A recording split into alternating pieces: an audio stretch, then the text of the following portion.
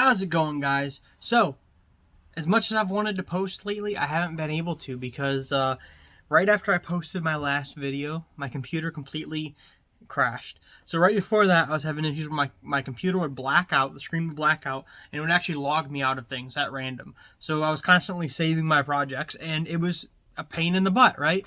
So then, all of a sudden, out of nowhere, my computer loses Wi-Fi. It loses the signal to, like, the physical, like, symbol saying I had Wi-Fi. It pretty much said that I don't have Wi-Fi at all. I don't have the compatibility with Wi-Fi. Is pretty much what my computer was saying, which is an issue because my computer is always logged into Wi-Fi. So I opened everything up. I was looking at it, hoping it was just a quick, like, something came disconnected, and it wasn't. So I decided to put my computer back together and just plug it in, right? It sucks to be connected to the wall nowadays, but I'm just going to do it. I have videos to upload. I have things to do. So I was just going to plug it in. And then I went to turn it back on, and now it's saying I don't have a hard drive. Didn't touch anything to do with the hard drive. Didn't disconnect anything. Simply opened up the back. Checked that everything was plugged in for the Wi-Fi, the piece for the Wi-Fi. Put it back together, and it doesn't work. So I think my computer was just on its way out. It's a few years old. It was a government-issued computer from when I was doing some stuff with the government. And so it's not going to be the best thing anyways to start with.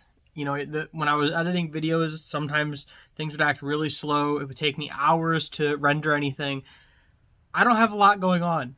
It's still cold out. I have spent the last few days moving stuff around, and one of those things was going to pick up my race trailer. I posted a video the other day where I was bringing my race trailer home from working at another shop. Working for, I have a customer who, they're doing big full-blown customs, and we show up when they're painting and when they're doing wiring, things like that, and we build their custom interiors.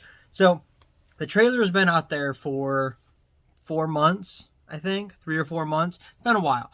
Okay, a lot of projects have got done, but that means that my race trailer is not equipped for traveling or racing or car shows or anything of that sort. Not to mention, you guys don't even know about my race trailer. So I've done some videos in here, and other than that, you guys really don't know about it. So the first thing I'm going to do today, I'm just going to clean the race trailer, but I want to show you guys the race trailer as well. So before it gets cleaned, I mean, you can see there's material sample books. Wow, you can't see nothing. Material sample books everywhere. And, I mean, just paper towels and more sample books over here, as you guys can see running down that side. All my marking materials. And, yeah, the whole back. You see the whole back of the race trailer is just... That's all door card material and wood and custom material. A big sheet of HDPE that fell as I was driving. Industrial sewing machines, work tables down there. It's just trashed, okay? And then I made it worse when I got it stuck the other day and I was in a panic mode and I started ripping stuff out from the storage over here. As you can see, reflectors are ripped out of there, just thrown back in. Wheel chocks from when it was over there. Look, it looks like something exploded in this race trailer. That's what happened. Okay, it was already kind of a mess because this is where I'm at right now is a sleeper. And so when we're there, this has all my sample books and this has all my paperwork, and I close it off. There's a door that's right there, a sliding door. And then when we drove it back, I didn't really clean anything up. And now it's destroyed. Okay, you guys can't see around the corner, but over there is like boxes of materials and stuff for another seat I'm working on for that guy. I just told him, like, I need my race trailer, I need my equipment. But, there's other stuff over there. So, I will give you guys a walk around of our sleeper trailer. This is a 38-foot gooseneck trailer, and when we bought it, it had a sleeper that Old Man had built on the front of it. And I've gone through and rebuilt a lot of that. I got rid of a lot of stuff he had I didn't like, and I rebuilt a lot of stuff. So that's the plan. You guys just hang out, and I'm going to clean, and then we'll talk about things when it's not a tornado.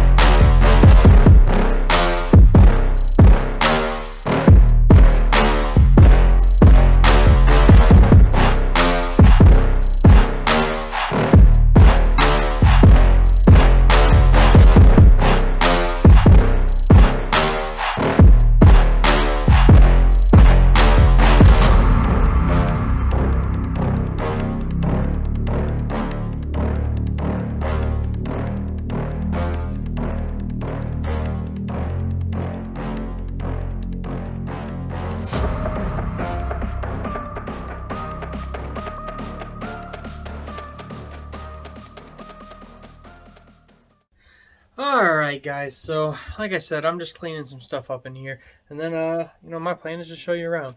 So let me go this way. So when you come into the trailer, the race trailer, through the big door here, you have two options. First off, you can turn this way to my current mess, but the actual trailer side.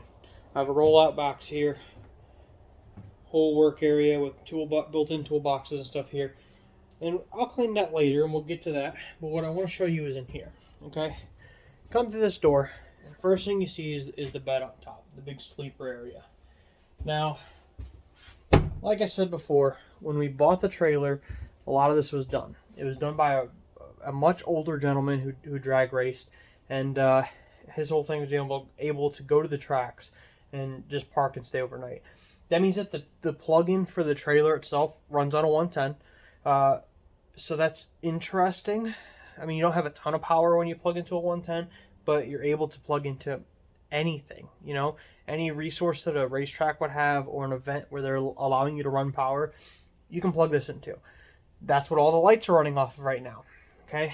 Now it also has, and you can see down here, the battery charger, but it also has a small battery cell, which is in here and accessible through that door.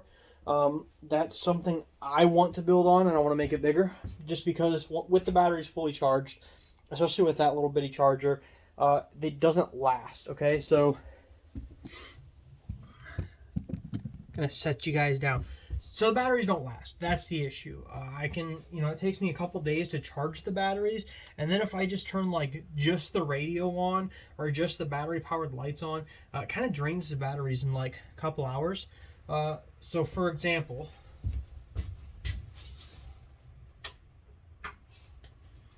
these are the battery powered lights. These are running off the dual RV batteries that are underneath there. And there's two in this room, and there's another switch, and there's 2 or 3 in that room. There's 2 of them outside, so you're able to light things up enough. This is with every other light off in the camper. Okay, this is just this room's 2 little batteries, or 2 battery powered lights. So you can see the one there, you can see the one up here. I'm planning to change them to LEDs because they are taking a ton of power, and I don't think that that's necessary. But ultimately, it's because they're just, they're bright enough. They're bright enough for what you need, but there's no way to properly charge my batteries when I'm going out to like adventuring or camping somewhere. So I talked to a buddy. I think we're going to try to wire a battery charger off of the truck, so that way when the truck's running, it sends a voltage back here and charges the batteries as we go. But also I'm throwing around the idea of like maybe solar or something. I have solar lights. I'll show you. Alright, so wow, it's dark. Anyways, behind me is our Bronco Sport Badlands, a 2021. We get asked all the time how we wired the lights that are up on top. You can see these lights on, and they're just enough to light up the ground underneath when you're camping, or light up the campsite around you. So, there's one in the back here, there's one over on this side, and when you're in a parking spot or parking lot, or if you're in a campsite completely off grid, they light everything up around you. And people have asked how we wired those, okay? Because it's a 2021. The wiring for it is just, everything is so interactive. It's not the easiest thing to wire. But they're solar. Okay, they're solar lights, and when nighttime hits, they turn on. We have another light on the other side of our house that is also solar with a motion sensor.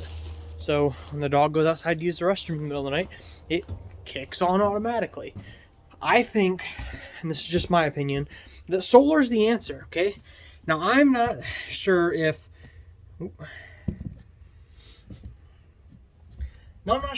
converting my whole RV or my whole race trailer to solar is the answer. I think solar lights are the answer. When we had our shop open, we had a solar powered sign out front. That meant that it charged during the day, and then when nighttime came, it automatically turned our sign on for us, and it was lit by the sun. Never wired, never anything like that. I think it's the answer for a camper. I really do. I think we could run these lights with solar panels that go out to the top, just the built ones, the ones that come with the lights. You can buy solar lights that have panels and wiring that come with them.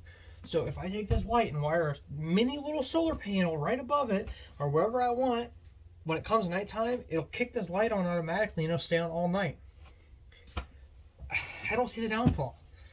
What? Because it's going to be a little light when you go to sleep? I don't want pitch black.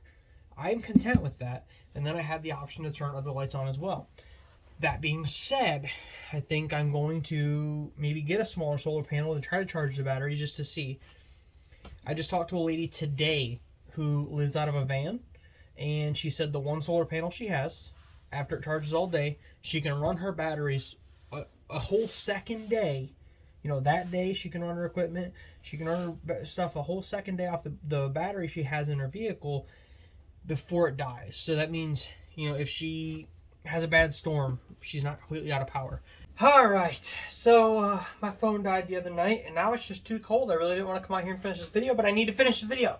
So, up here is really the control panel for all of our electrical. Now, this lets me switch between line and generator. So, you can put everything on the off position in the center, which means that nothing's on. When you go to line, it goes into our plug-in. So right now, our everything's plugged into the building, which is charging our batteries, which is a power source, right? So if I come up here and I hit everything down to line, for instance, had to find something that was in here, you know, the microwave just kicked on, okay? You can see that's just a line here, and that's how we control the lights, and how we can turn everything off that's not being used at the time is all through here. If we do want to start the generator, the nice part is your fuel pump can turn on right here. You can run your idle down, which means the idle is going to control compared to how much power is being used. And right here's the key to turn everything on. Comes with, you know, gauges and everything. Now, I will say, the generator in here is old, and it gets really, really hot. So we're going to have to swap out the generator soon, and that panel is something that we have to think about. Okay, whatever generator we mount on the front, it needs to have some kind of control from this panel. That's the idea, at least. So the generator that's up there, we stopped at a truck stop one day, decided to run the generator to cool things down in here. It was real hot. It's like a 90-degree day, and I turned the generator on. Their AC unit is right above me, and the AC was blowing cold. But where I was sleeping against the front of the cab, where the generator is, the wall was burning hot, okay? I'm kind of nervous about running it because I don't want to burn the trailer down. That's the honest truth. It was that hot that you didn't want to touch the wall, and me sleeping up there, I was sweating, even though my wife sitting right here where you're mounted, working, was cold. I can't trust it, okay? So I need a new generator, and that's kind of why we're on this fence about, do we go solar? Do we put the money into a new generator? What do we do? Obviously, solar comes with the need for batteries, battery maintenance, and just the good weather. Okay, it's been like crap weather for the last 2 days since I started this video. It's been blowing, a cold front came through. It's like 20 degrees outside out of nowhere, and we're not getting a lot of sun. So, the solar lights on the outside of my house are kind of struggling, and it, you know, it makes you rethink and consider all of that, you know. It does have a TV mounted in here. Last owner did that. I'm not much for watching TV, especially when traveling, but whatever, right? Free TV. So that gets controlled off an inverter that's underneath of here.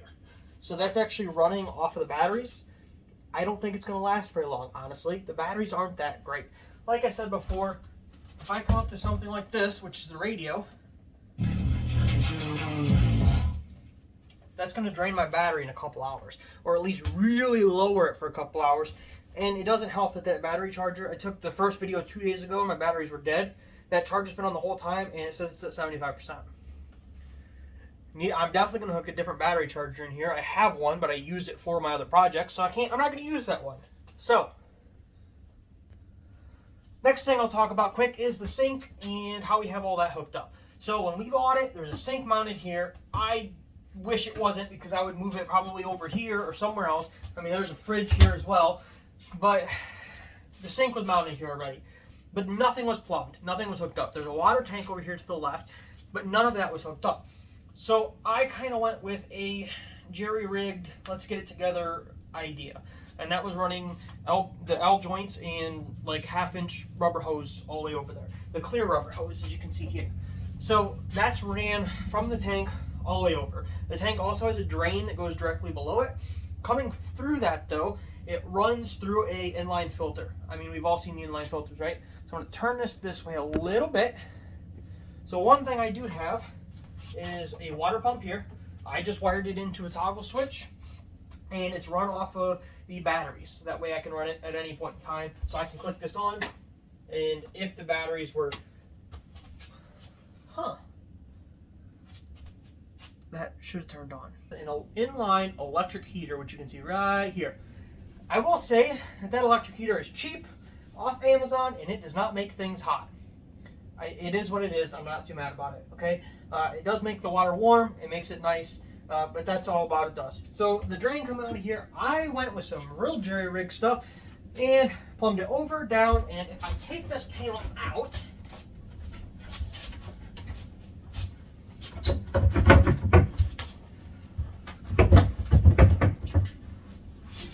on now. Okay, we ain't taking that panel out. I didn't build that panel and it fits in there way too tight. I need to trim it, and that's okay. But if I took that panel out, you'd see that it just runs over the edge. And if I go outside, it's just running off like a spigot, you know, like a hose spigot. So I can hook a hose up to it and run it away from my camper, or I can just crack it and let it drain. I'm okay with that. Again, this gets used for camping and for racing and everything in between. So I'm okay with it just draining off the edge. Now, if we look this way, you can see the water tank in here. I disinfect all that. You can see this is the water hose that I use to fill it.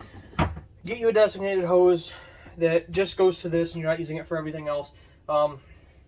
That's the one I use. Here you can see the electric water pump, which also has a mini catch filter in it. And that electric water pump wirings run down, over, and over to our batteries. So, yes, it is off our batteries. Wonder why I didn't kick it on.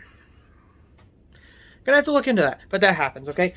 Now, when we bought it, setting you over here now, when we bought it, there were benches all the way around the whole thing, okay? Those were all benches.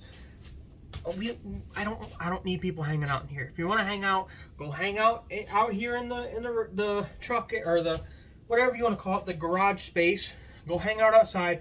This is my living area. This is where I'm going to come to sleep. This is where I'm going to come to do some work if I have to, and this is where I'm going to come for me, okay? This isn't for everybody to hang out in, right? So I got rid of the benches that went all the way around, and I built this shelf in here. Nice countertop.